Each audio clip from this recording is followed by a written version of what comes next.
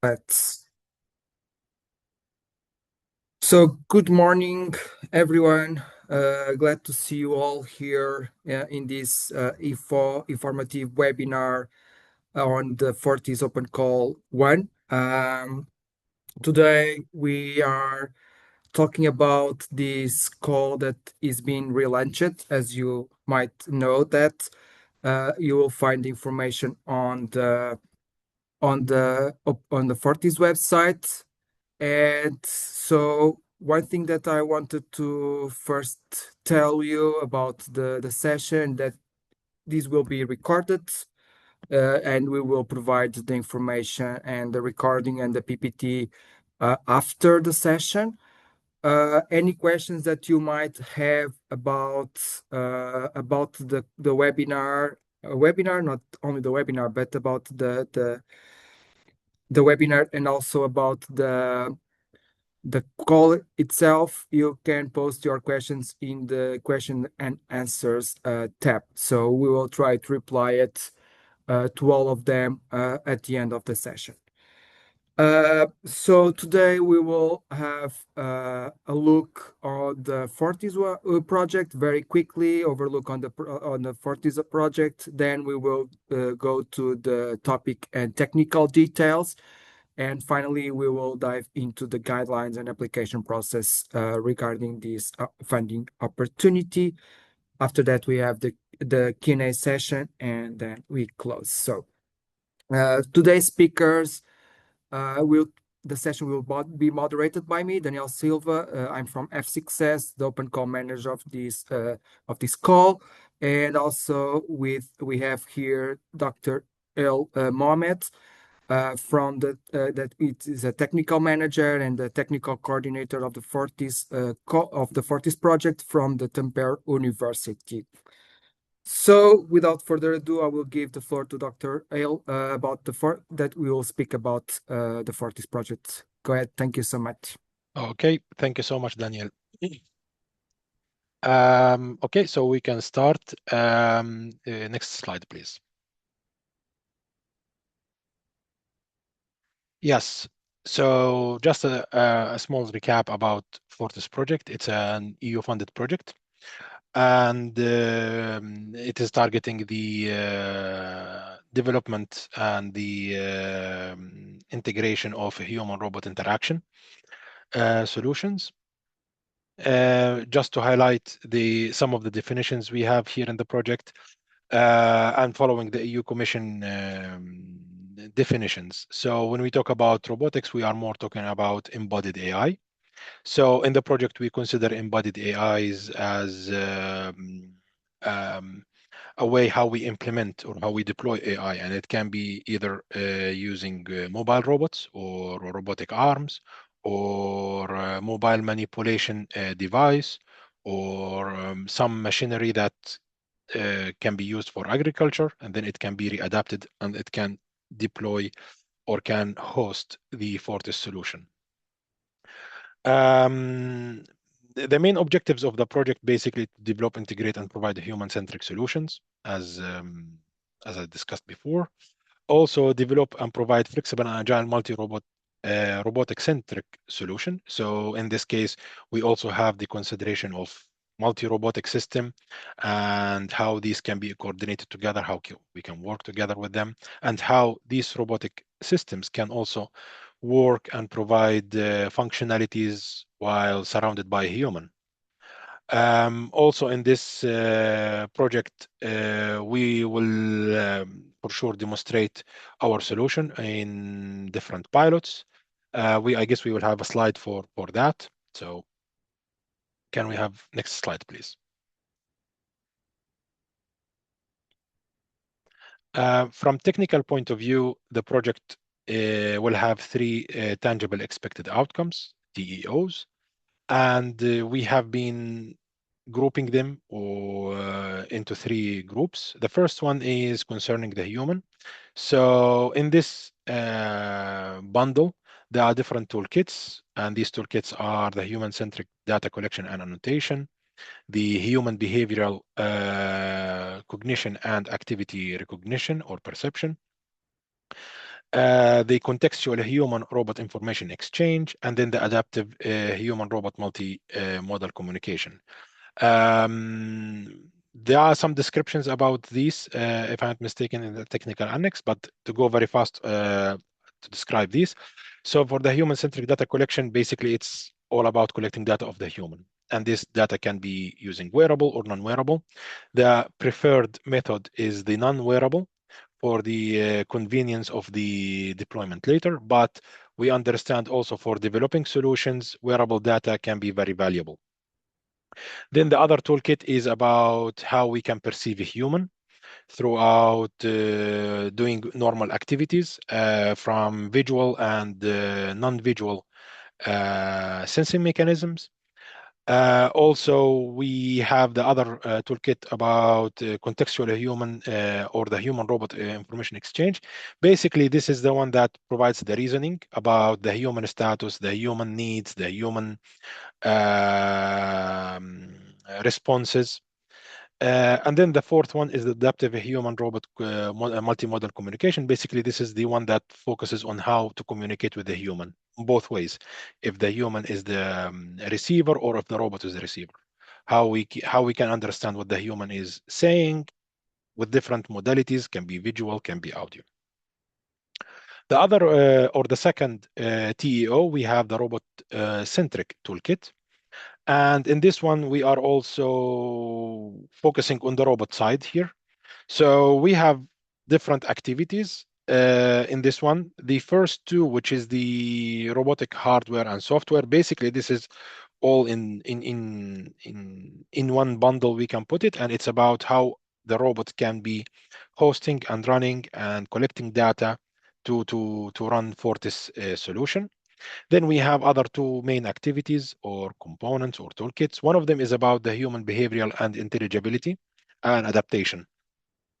Basically, it's how the robot will be reacting around the human, how it will be reacting to different signals, how the robot will be trying to invoke actions based on the human presence or the human behavior or the human status.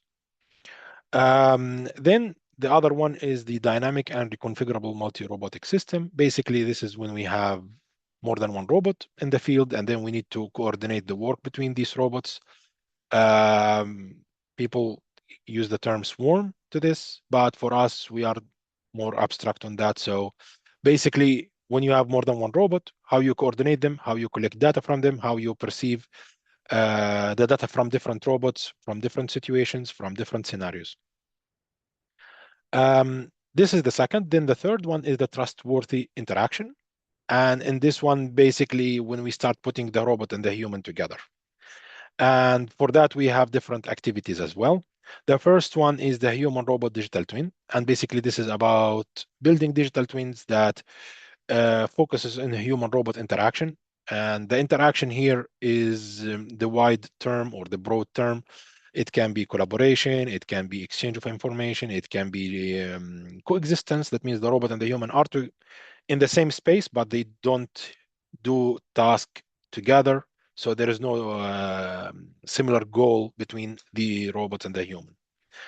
And basically building digital twins for that. Uh, the second one or the second activity is one of very important one. It's about monitoring the human safety. And this is an activity that we do through the data collection, the development of the solution, the testing and validation. So throughout all the project progress, we always need to monitor that we are in line with all of the regulations or the recommendations from the EU or from the literature as well. The last activity, it's about the rapid and agile resource allocation and optimization. And this is basically how we optimize the execution of different tasks that are shared between human and robots. So basically optimizing a plan for delivery of different materials or making different actions, and then it includes human robots, how we optimize the plan, which human do what and what the robot do what and which robot or which human do what. Basically, this is the whole Fortis solution in a nutshell.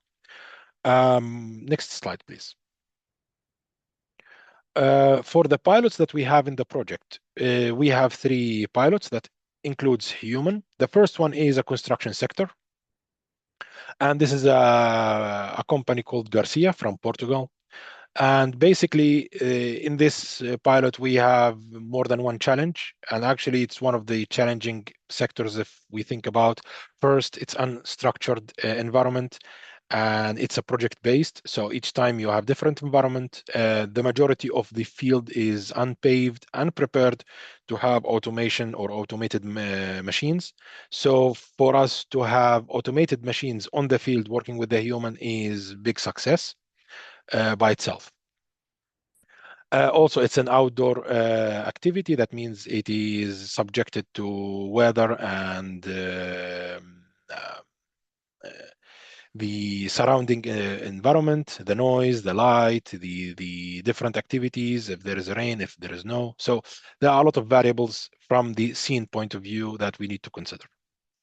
The second use case is about infrastructure services, and here we are focusing more on the railway maintenance. This is provided by a company called Vias in Spain.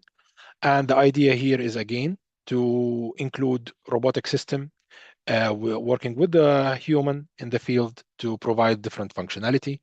The challenge in this one also is that usually the robot cannot work outside of the rails due to the space, due to the terrain features. Also, it's a very noisy, especially when this use case uses the metro scenarios, that it's closed tunnels. So the visibility also can be very limited. There is a lot of dust, and the noise is very difficult even to hear or to perceive any audio cue from the audio signals. It is also it's maybe structured in a way, but also it has a problem in the infrastructure. So there is sometimes no connectivity. So also there is no enough lighting or there is no enough power sources. So this is another challenge for this use case. The third use case is in manufacturing, and it's provided by a very famous company called Beko in Turkey. And in one of their manufactories, we are using the factory in Ankara, and it produces the dishwasher machines.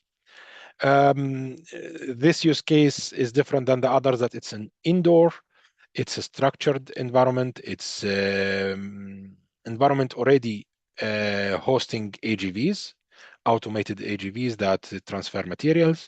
However, the complexity in this one that it's a high or very demanding in terms of timing. It's a high throughput throughout all the factory every day.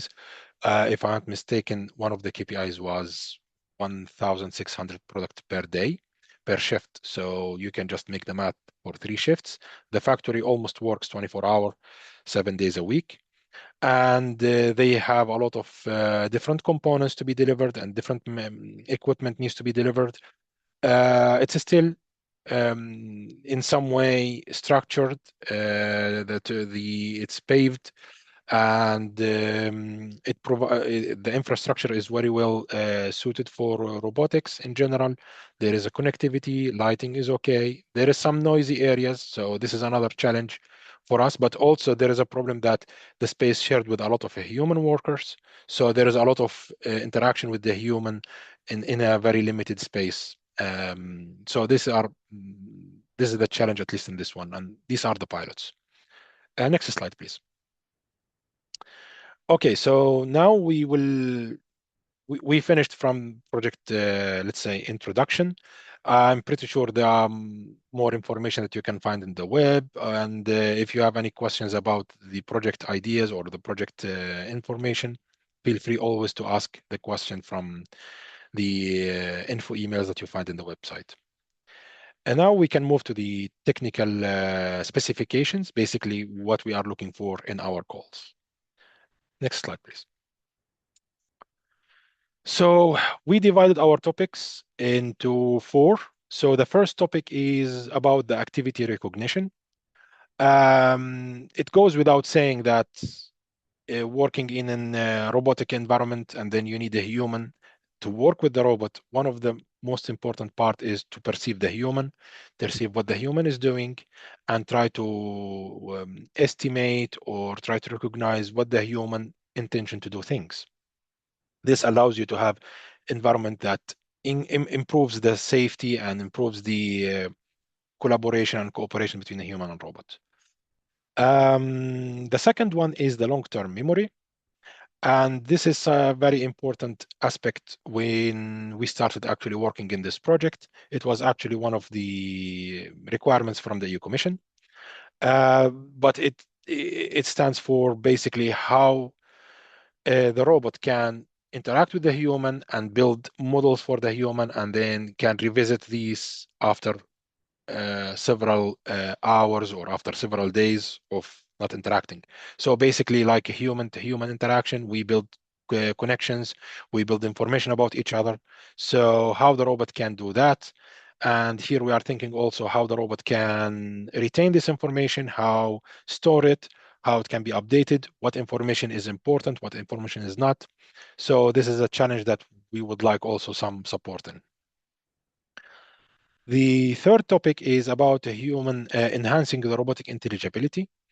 And here we are talking about through audio and visual effects. So in this regard, we assume, as we all know, when we talk about robotics, the first thing we know that the robots move. So they induce physical change in the environment that they exist in.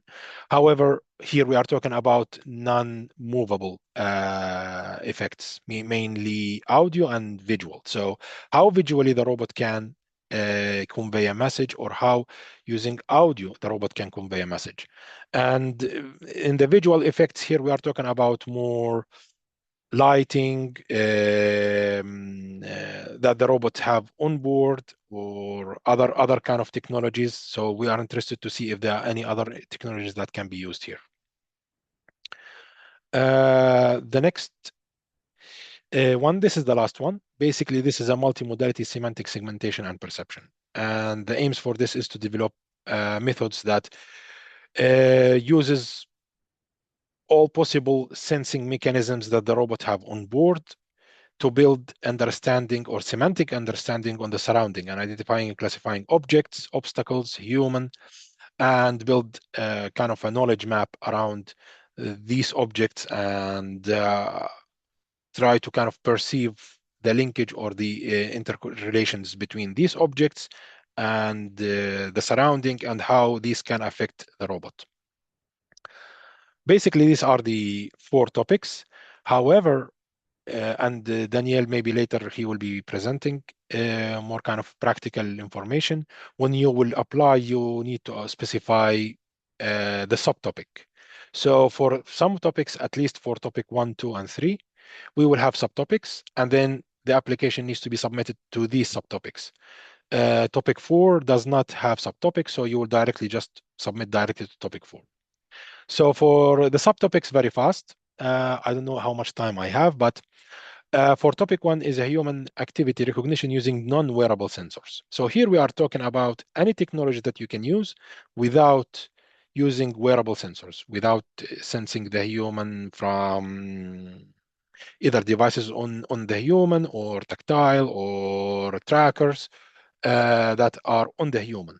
The idea from this is that at some point in this project, we need to demonstrate that the robot is intuitive and easy to deploy. So the human that will interact with the robot can be a random person in the surrounding.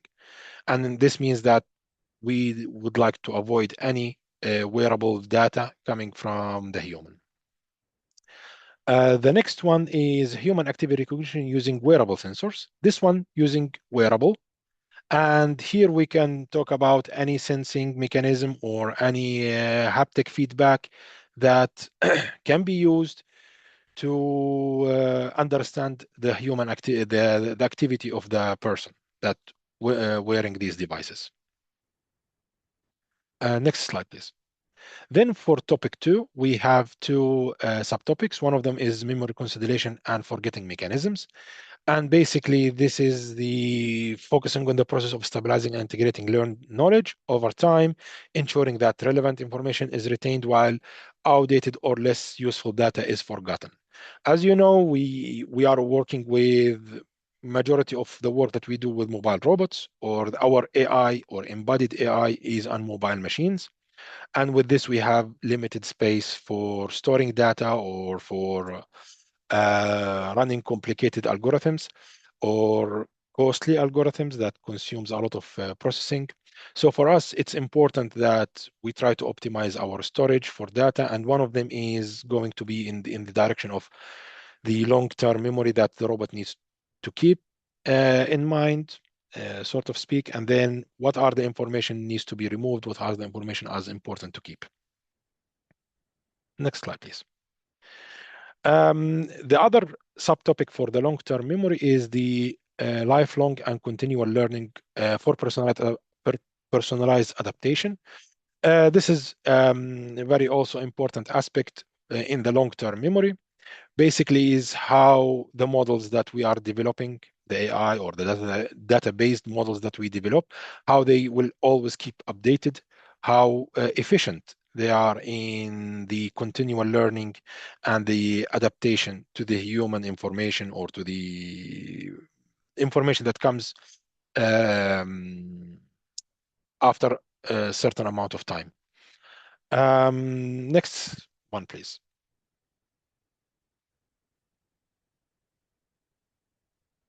The third topic have two subtopics as well. One of them is the spatial and adaptive audio for robot communication. Basically, this is the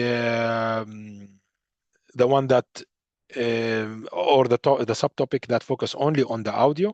So in this regard, we are looking for some intuitive solution that can utilize a multi-speaker system that allows to create environment for the robot to interact with the human and to direct the human to certain aspect in the physical space. And the other subtopic in this one is the visual cues for enhanced intelligibility. So basically, we would like to have a clear and visual, distinct cues that the robot can provide to enhance the interaction with the robot, with the human, sorry. And this can be, the focus here is the visual cues. So the audio is the first one, the second one is the visual one. Next slide, please. The last one is we talked about, so there will be no subtopic for this. So in total, I guess we will have the 7 topics or subtopics that will be targeted. And I guess now it will come from Danielle. When you submit, you need to specify which one you're submitting. So thank you so much, and back to you, Daniel. Thank you. Thank you. Well, I think it was a very detailed presentation. I think everyone now understands what are the topics and details that we are looking for as part of this FORTIS open call one. And also, it was great to understand better what is the call and mission of this project. Now we dive into the guidelines and application process. So anything that you need to know in order to have a successful application process. So, first of all, here is in a nutshell what we have as part of this open call one. So, it has an indicative budget of 2 million euros to support up to 8 projects. Each one will have the opportunity to apply for a maximum contribution of up to 250,000 euros.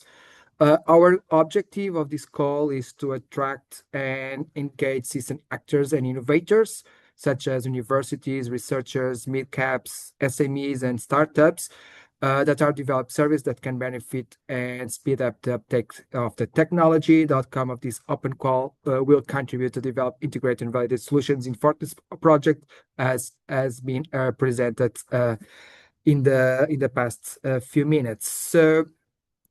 Here in more detail in terms of objectives, what we are looking for. So one of the first objectives is to engage industries and RTOs to develop technologies such as sensors, machine learning models, simulators, robots, software, hardware that will also be part of one or more toolkits to contribute to the FORTIS project to support the participating agents by providing them with technical assistance to build capacity and to support the deployments. I will speak more about this, but if you are selected, we'll have access to this technical assistance provided by the FORTIS consortium members to support you in the deployment of your innovative solution.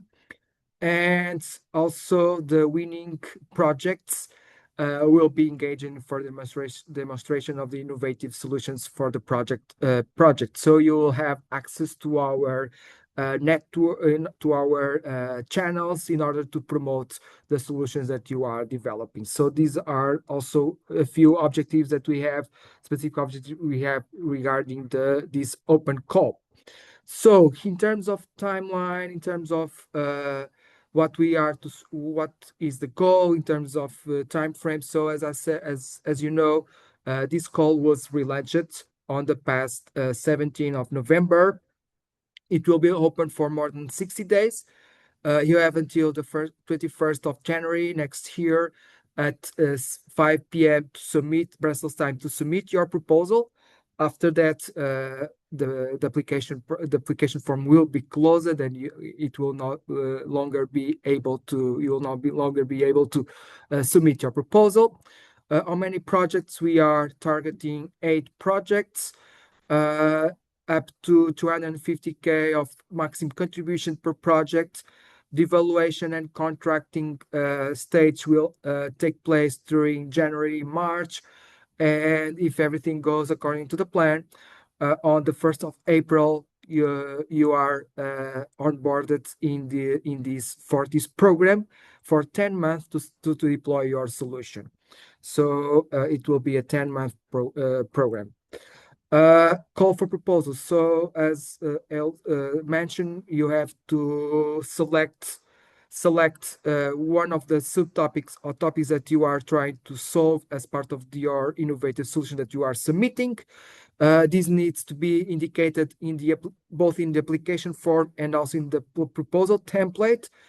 So you will not select so you have to select the subtopics for the ones that are available, and for the other that is not that doesn't have any subtopic, you just need to select the topic.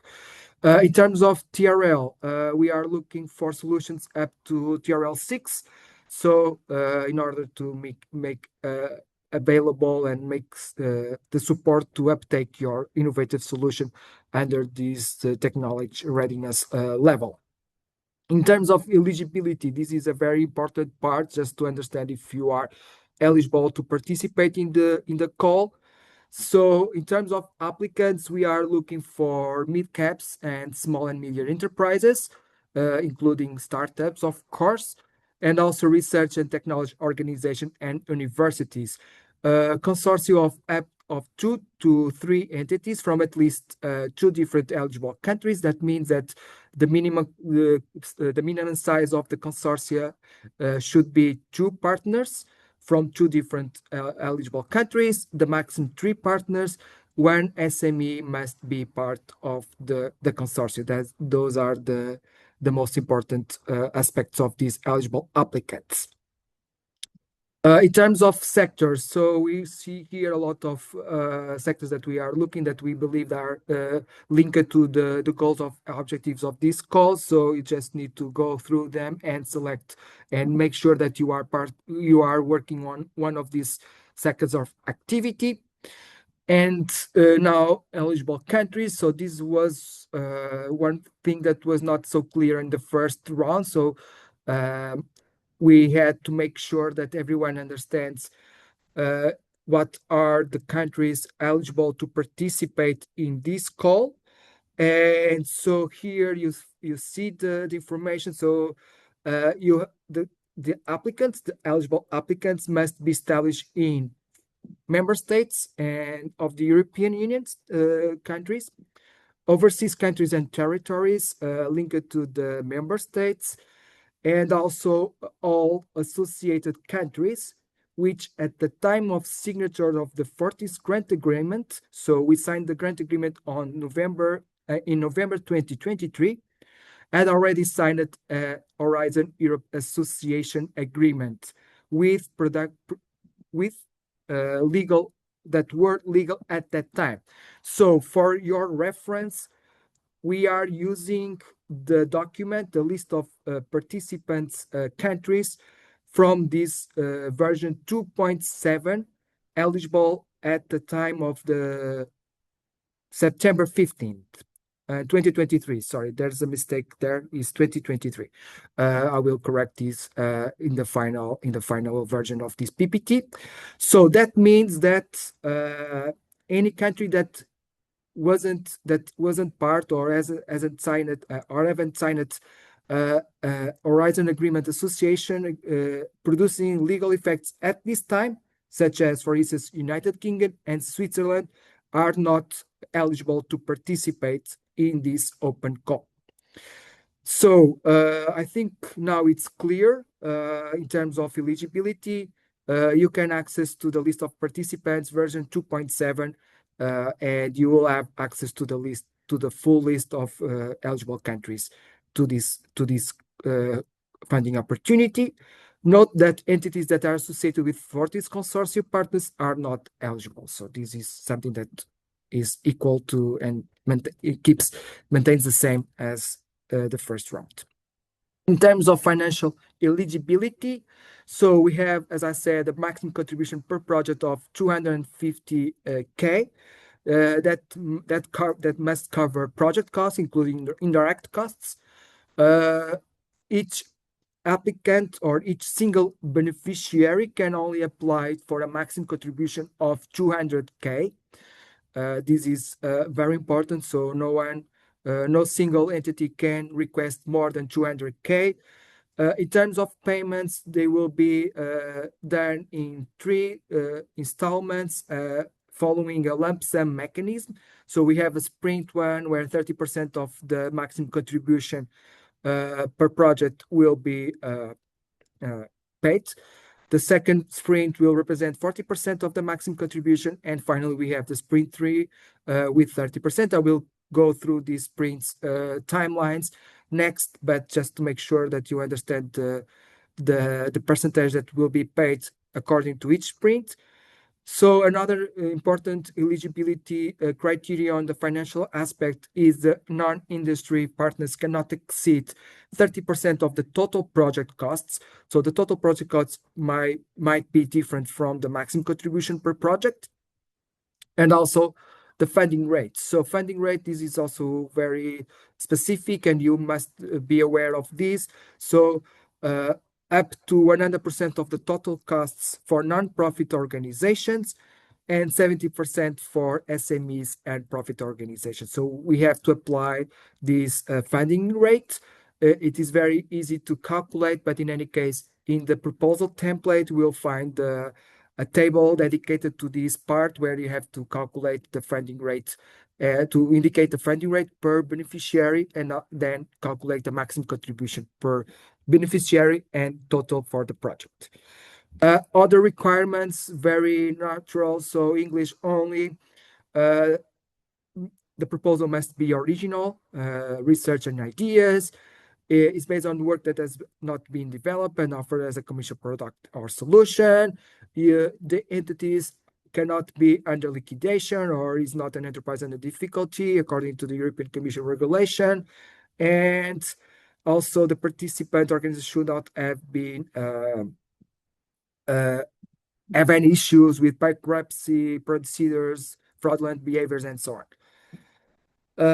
For the proposal submission, so documents and registration, you will find all the necessary documents for the submission stage in the link that you see here. I believe you will find it also in the chat. So you also have this access to this link on the chat, and we'll see that you have four important documents to be aware when you are preparing your proposal template under this funding opportunity. So the guide for applicants, where all the terms and conditions of the call are defined, the technical specification that goes through the technical topics that we are looking for, and the technical specification that you have to align your proposal. The proposal template that is mandatory, so no other template will be accepted. You have to use the proposal template that we provide with the sections and the tables that are there to be filled out by you. So the information must follow this structure. And also the subgrant agreement template that is important for you to understand what are your obligations under the call and your rights as well if you are selected and invited to the grant agreement preparation. Other documents very important to be aware are the Declaration of Honor, Consortium Declaration of Honor, SME status, and declaration. So if applicable, of course. So all of these documents are important to be aware when you are invited for the grant agreement preparation. So all this is available on the Fortis Open Call webpage, and all applicants must register in the F6S platform. This is the official application platform for this call. So you have to have an account and a user profile in order to submit your application. Preparation and submission, as I said, these will be separated in two parts. So we have the application form that you will fill out directly in the application form and select the topic as was explained. So you have to indicate the topic that you are addressing as part of your innovative solution and proposal, and you have to annex the proposal template as a PDF only. So this is very important as well. So only PDFs are accepted. Any technical or support that you need through the application form, you can reach out to F6S support team, so they will try to help you anytime. Don't forget that you have to tick all the boxes for the applicants to confirm that you agree with the condition of the call and the guidelines for applicants. In terms of proposal evaluation and selection, so here you see the full process. All these will be conducted. So I will go here very fast, and the next slides will be self-explanatory, I believe. So you will submit the proposal form submission through the F6S platform. We will conduct this eligibility screen just to make sure that you are, for instance, an eligible applicant, you are establishing an eligible country, and if your consortium has the size adequate to apply to this call. After that, we'll also a selection committee plus a technical team will do this in-out scope screening just to make sure that you are addressing the calls, the topics, and the challenge that we defined as part of the call. If you pass all of these, you will go through this remote evaluation that is conducted by independent experts. So no connection to the Fortis consortium at all, that will evaluate your call, your proposal, and if you are selected, if you are one of the 16 highest ranked proposals, you will be invited for this online interview, and then we'll have a consensus meeting to define the last 8 or the final 8 proposals to be invited for this program. If any time of this process you receive a no, you will be receiving a rejected elected as a result. In terms of checklists, so things that we are covering during this process. So you have to submit only via F6S. No other means will be accepted. Type of entities, RTOs, midcaps, and SMEs only. Eligible countries according to the list of participating countries in Horizon Europe version 2.7, available at the 15 September 2023. English only. That's the only language that we set in terms of communication and proposal language. You have to complete all the all the fields that need to be completed. So, for instance, you have to complete all the application form and the proposal template. And application should include the requested data and other supporting documents specified in the call. And you have to submit before the deadline, 21st of January 2026, 5 p.m. Brussels time. Note that network issues or other technical problems will not be justified as will not be considered as a justification to not submit within the time. So our suggestions all the time is to avoid to wait until the last minute to submit your proposals. So try to submit 1 day, 2 days before the deadline, just to make sure that you don't have any technical issues when you are trying to apply or submit your proposal.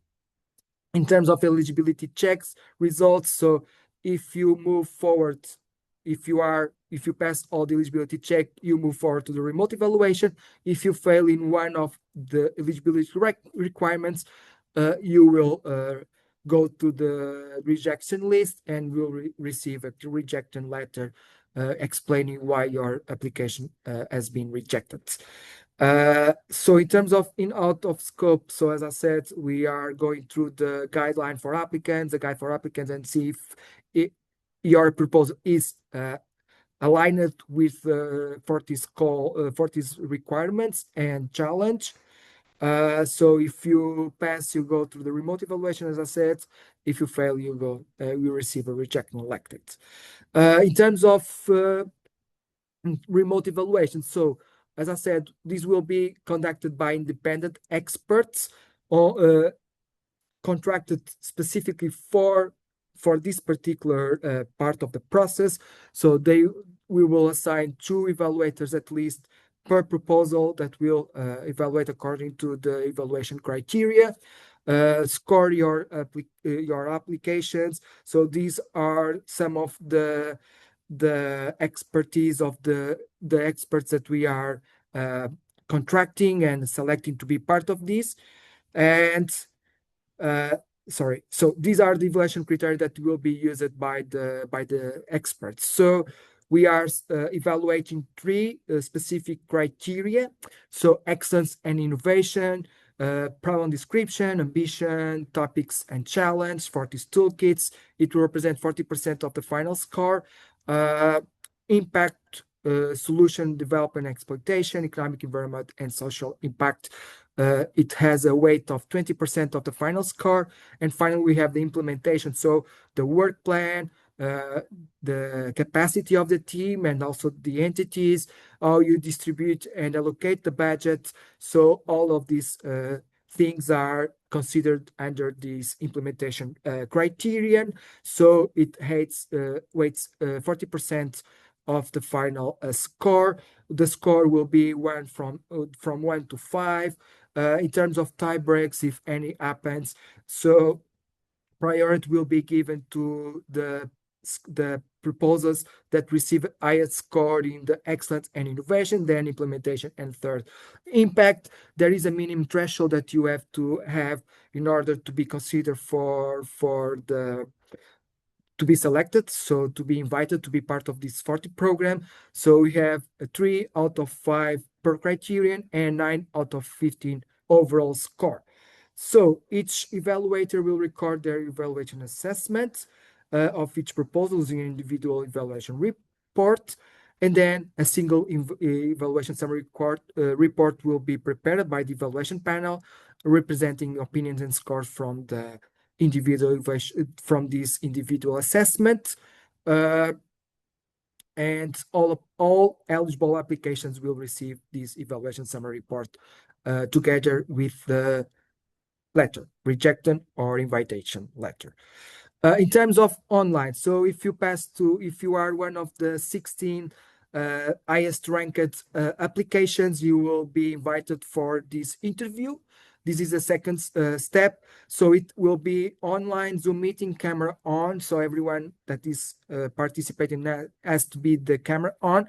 In terms of requirements, applicants are expected to prepare a short presentation of their proposal. So you are invited to prepare this short slide deck with your presentation, no other elements should be considered. So you have to focus on the things that you were presenting and submitting in the first place.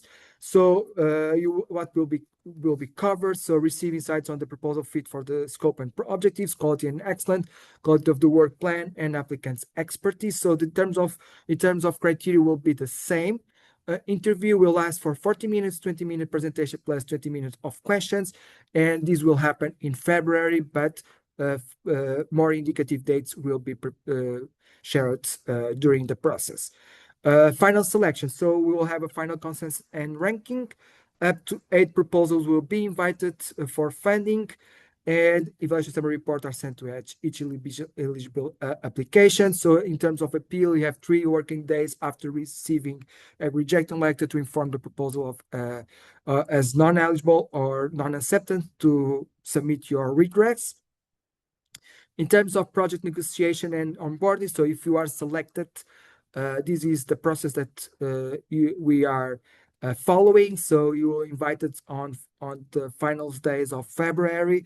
The contracting goes through all the March 2026, onboarding on 1st of April, and the project execution from April to January 2027. Here you see the indicative dates for the sprints. As also, in terms of contracting, you have to provide some documents, as I was explaining, so proof of legal existence, proof of SME status when applicable, declaration of honor, SME declaration. You have to sign the sub-grant agreement, and any other evidence that is requested by the FORTIS consortium. So if we need additional information, we will request as part of this process.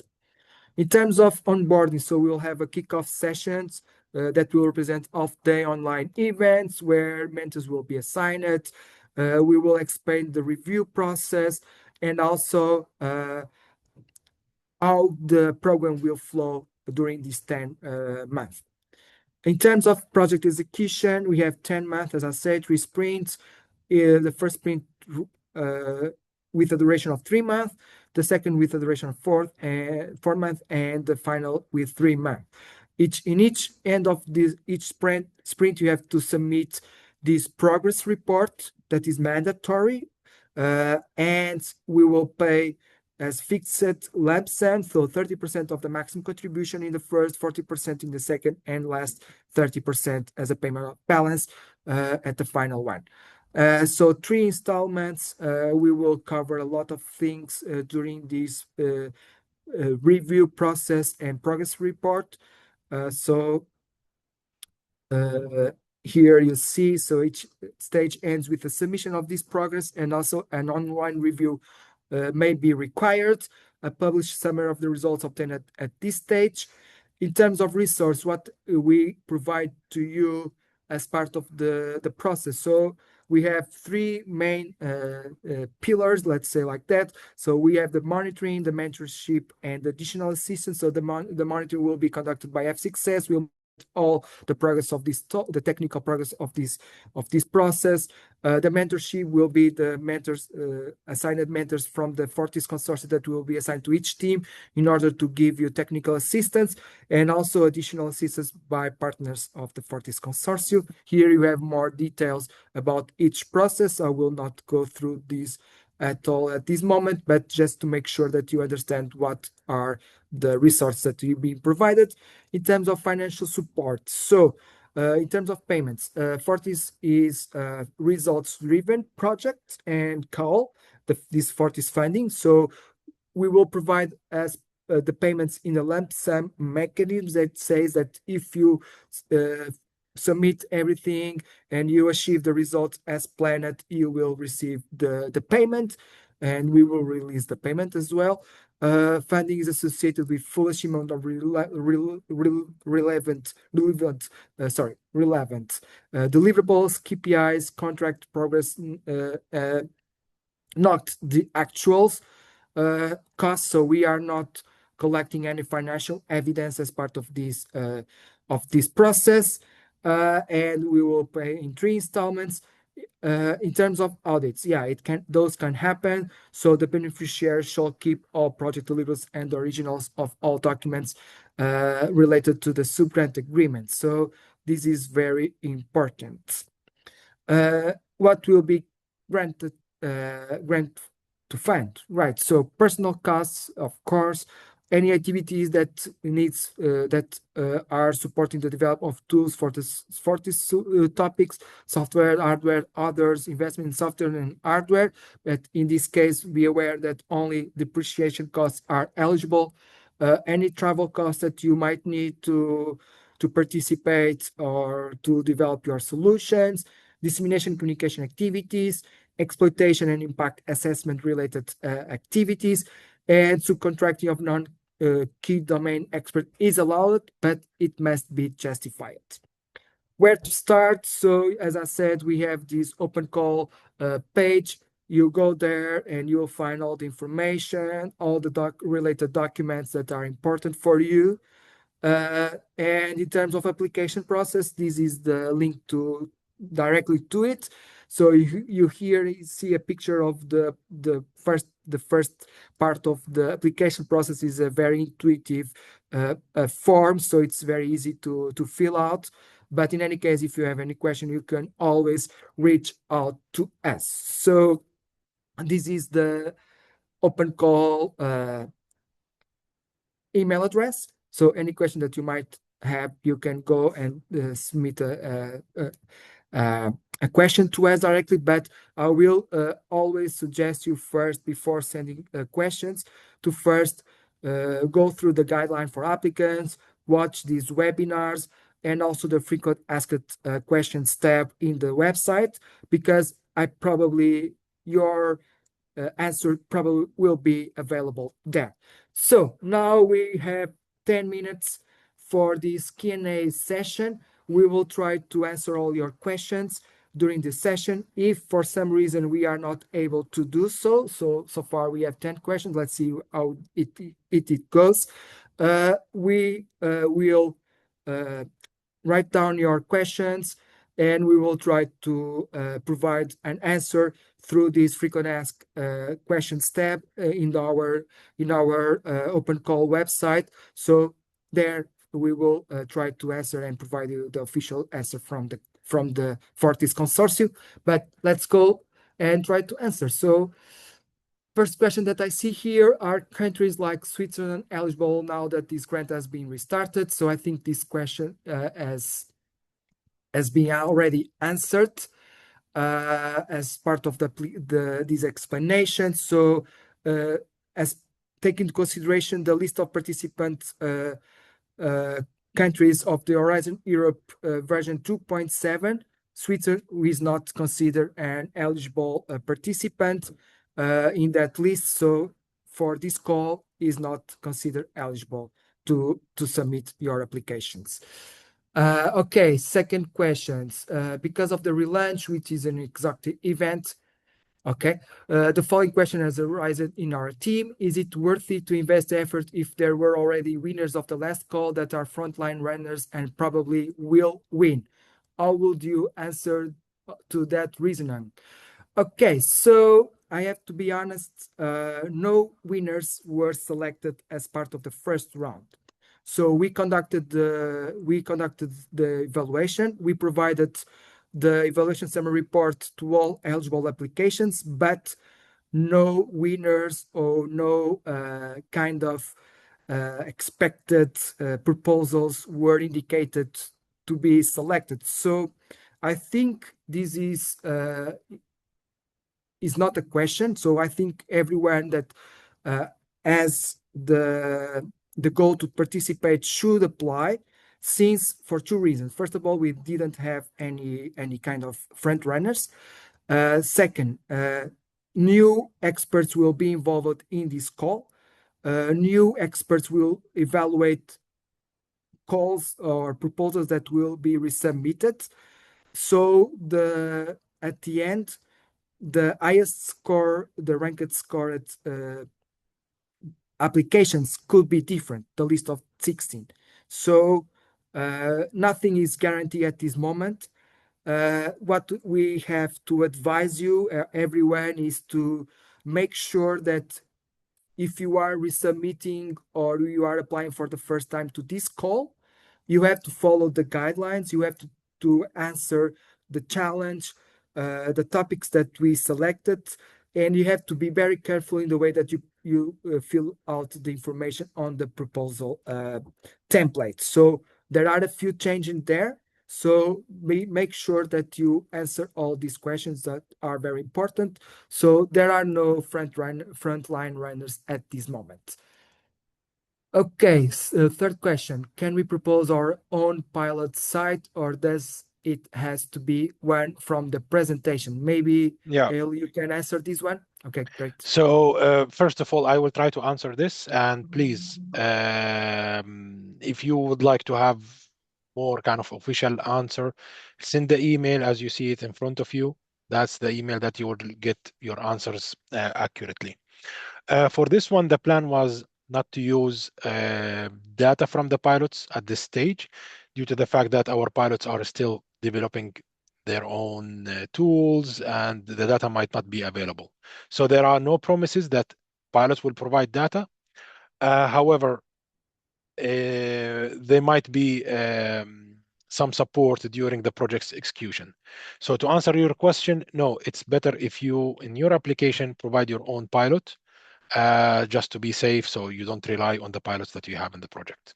At least this is how I remember the discussion that we had. But please, maybe this question, if you can just send also an email so we can confirm with you this information in the by email. Thank you. Okay, great. Thank you. So next question, what is the definition of mid-cap in this project? We use the same definition as the European Commission. So you will find it in the guideline for applicants. Okay. Next question, from an integration point of view, what are the main entry points for third-party software AI providers like us, APIs, data streams, UI, analytics layers, digital twin, etc. And how do you envision such partner being positioned in Fortis? Well, go ahead. Yes, I guess this is a little bit relates also to the previous question that I answered. So at the moment we are developing the project, so uh, things might be working in 6 months. Maybe some stuff will not be ready during the project that you are applying for. So the idea is your solution or your idea should be demonstrated with your own data as an abstract from the project, let's say integration. However, you can ask maybe for some support and help during the project execution from the technical teams that will be assigned to you about different scenarios that you would like to apply. Okay, great. Thank you. So next question, SME is a must in the consortia. Yes, is a must. SME must be part of the consortium. Okay. Are there networking facilities to help finding partners from different countries? Not specifically, so we are not providing any kind of networking facilities for this kind of funding opportunities. Each partner should be responsible to try to form the best consortium to apply to this call. So yeah, you have to do your homework in order to try to find a partner to build the consortium. In any case, in the application form or in the application, I would say page, application page at F6S, there is a discussion tab that you might use to, try to form an alliance to apply to this call. So this can be a strategy if you want to find someone else to submit application with you. Okay, so thank you for the informative webinar. I have a question about the funding rules related to Table 9, summary of project budget and total contribution requested. You mentioned that the maximum Fortis contribution is 250K per project, that this cap applied to the total in column C, total contribution requested. In the final total, raw, the sum of, okay. In the final total row, the sum over all partners, or should the total in column A total project cost in the final row also be limited to 250K? Okay, so I hope this was clear in terms of questions, but I will try to rephrase the question. So basically, the question is if the total project cost must be equal to the total contribution requested. And my answer is no. So the total contribution requested has a cap of 250K per project. And if you see, an SME only has the 70% rule funding rate. So the total project cost can be higher using this funding rate of comparing to the total contribution requested. So one thing that you need to understand is there are three conditions. So first, the maximum contribution support by the Fortis consortium is 200K per project. This will not change. A single entity can only receive or request a maximum contribution of 200K. So this is the second condition. And the third condition is that non-industry partners cannot exceed 30% of the total project costs of the selected proposal. So those three conditions are very important and you have to be careful. But yeah, if you follow the formula in this table, I think it's quite straightforward. The maximum contribution is 250K. Okay, I hope it was clear. For the Q&A session, could you prefer we raise our hands or type our questions here? So please type your questions. And I see a lot of them. So I think we can stay here. Well, if you agree, 5 more minutes. And after that, we have to close. But as I said in the beginning, if we are not able to reply to all your questions, we will do our best and to provide it as part of the frequent asked questions tab and answer your questions there. Okay, second, I thank you for the presentation. Since in almost of your pilots you have mobile robots, is it also mandatory for the applications to have mobile robots or stationary robots like arms robots without a mobile platform are acceptable? Well, go ahead. Yes, very fast. Good observation. Yes, the majority of the robots that we have in the project are mobile. Some of them can provide manipulation, so they have either robotic arm or they have like a crane or something, but the others maybe just deliver materials. But in any case, it depends basically on the topic. At least in topic 4, it is necessary to have a mobile robot because this is how you can have more data. You can have your test, so your platform can work around some scene and then observes all of the or to collect all of the data from different sensors and then combine them and create this kind of semantic understanding of the surrounding. The other ones might be differ, so it is not a necessity, depends how you can explain it and how you can justify it in your application. Okay, great, thank you. Next question. What is the expected target TRL for proposals submitted under this open call? You explained that proposal may reach up to TRL 6. Will the proposal aiming for a TRL 5 also be considered eligible? Sorry if it was not clear. So what I mentioned was at the time of the submission stage. So your proposal must be under this TRL level. So the TRL range, so up to 6. It is expected during your implementation of your proposal that there is an uptake of your TRL. We don't have any target TRL to reach. This is not defined in the guideline for applicants. So, but in any case, you have to explain as part of the proposal template what is the current TRL stage of your proposal and what will be at the end of the implementation process. Okay, so now we have 2 questions. So maybe I can ask the first and also I go through the second. So the first question is regarding the testing data. So the technical guide mentions that real-world database or datasets to validate OC projects will be provided for topic 1.1 and topic 4. Could you confirm if datasets will also be available for topics 1.2, 2, and 3, or should applicants for those topics generate their own data entirely? Well, this is the first question. Okay, I guess both the questions are technical, so I will go through them very fast. So the Okay. first, I guess they are more or less the same, just the topic or the subtopic is different. So the idea, yes, when we created this guideline, some of the pilots have collected data, and some of them expressed intention to share it, and some did not. So just for the sake to be accurate and not to provide wrong information, maybe this question we can do it through email.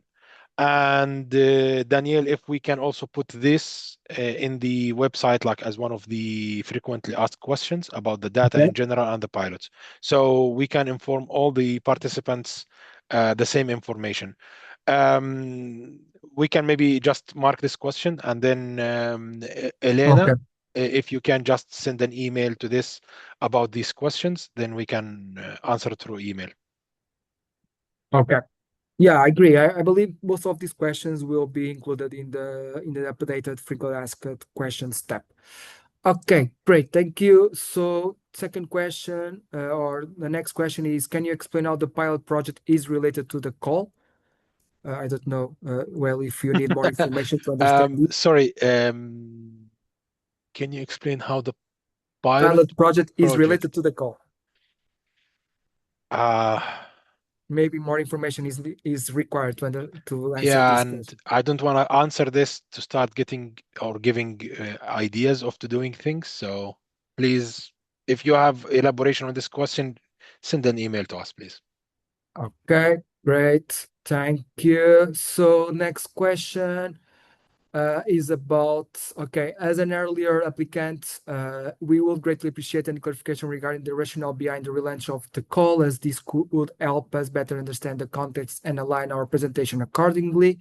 In the first submission round, we received valuable feedback highlighting aspects that could be further strengthened in future proposals. Before we proceed, we would kindly like to ask whether the evaluation focus and expectation for this relaunch call remain consistent with the previous assessment.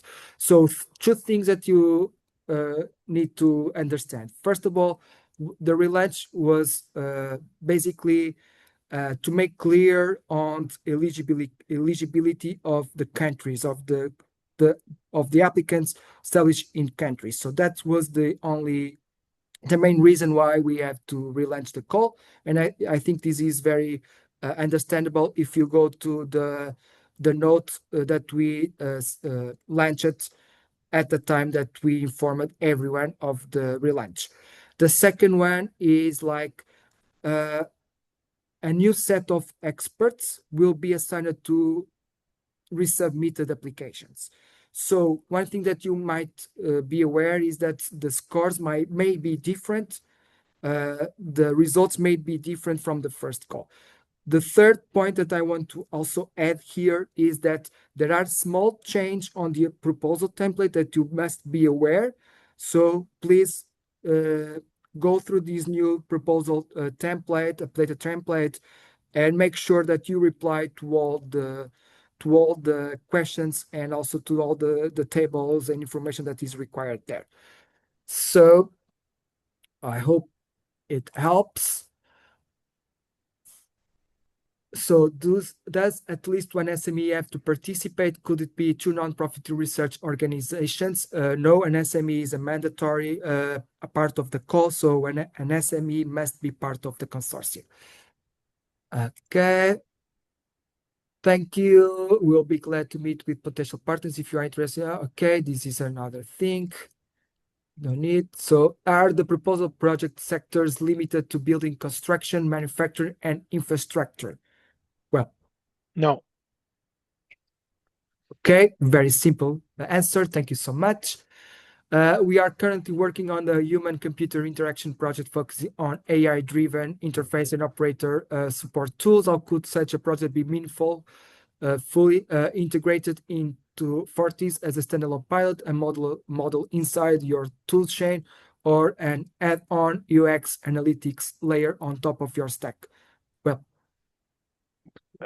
Yeah, at the beginning of my presentation, I was talking about the concept of embodied AI. So this is like maybe the broader or the abstract definition.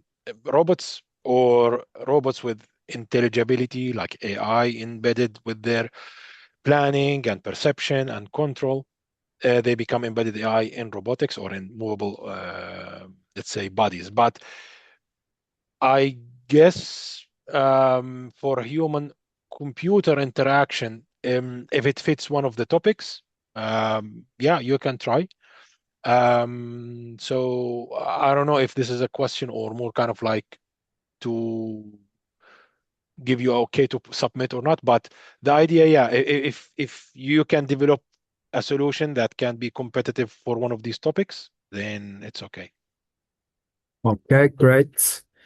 Okay, we have three more questions, quest four more questions, and sorry, it's difficult to. Okay, we have an. Okay, let's see.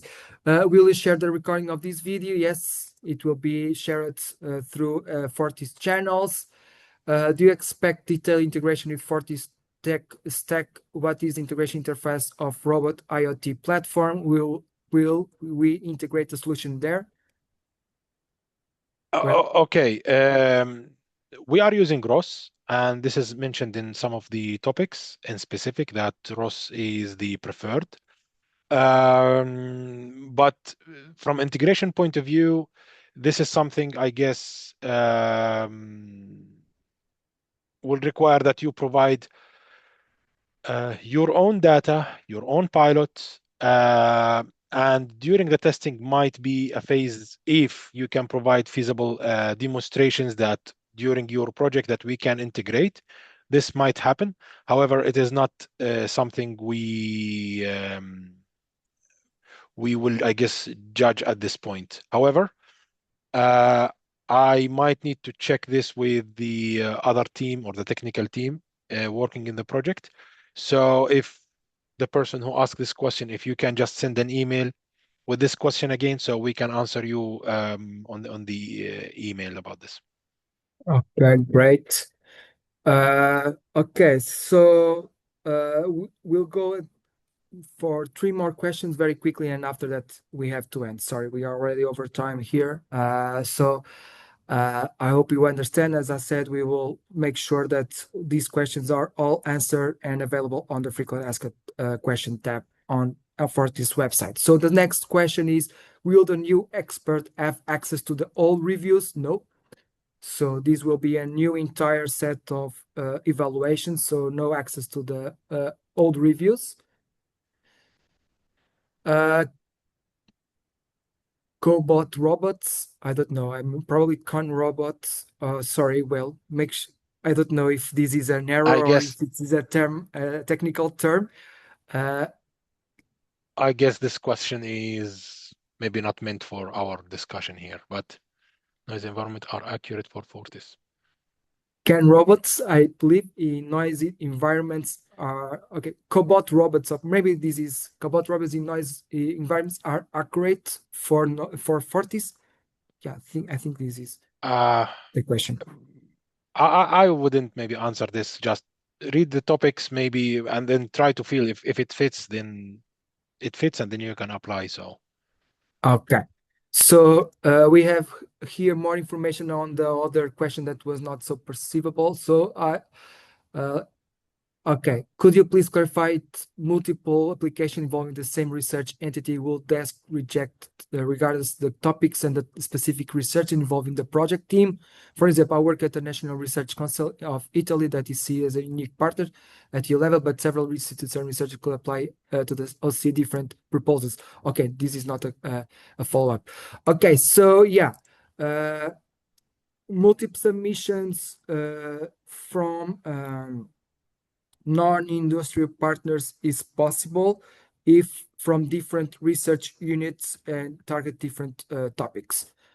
From the SMEs, only one application is, so only the last submitted application will be considered as eligible.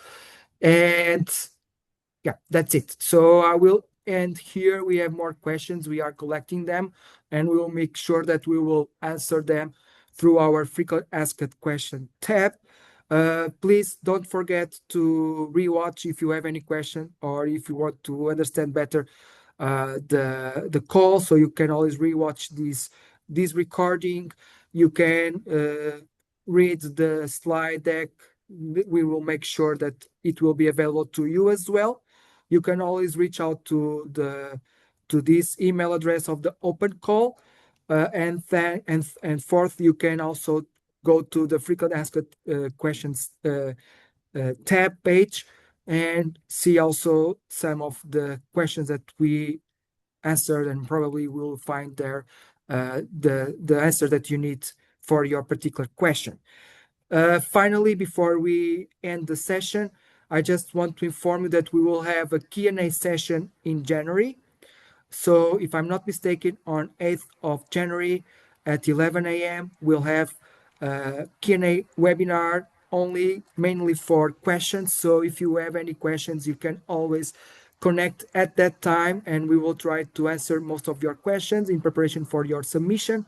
If not, if you cannot participate, you can rewatch. All the sessions will be recorded. I want to thank you, and all the participants for being here for this an hour and 50 minutes already. So it was a great pleasure to talk about this funding opportunity, and we are looking forward too much to receive your innovative solutions and evaluate them and invite them to be part of this program. So, well, I don't know if you have any final words that you would like to address. No, from my side, I just would like to thank you and wish a happy weekend for everyone. Okay, great. So thank you, everyone. Have a good day and weekend. Bye bye. See you. Bye.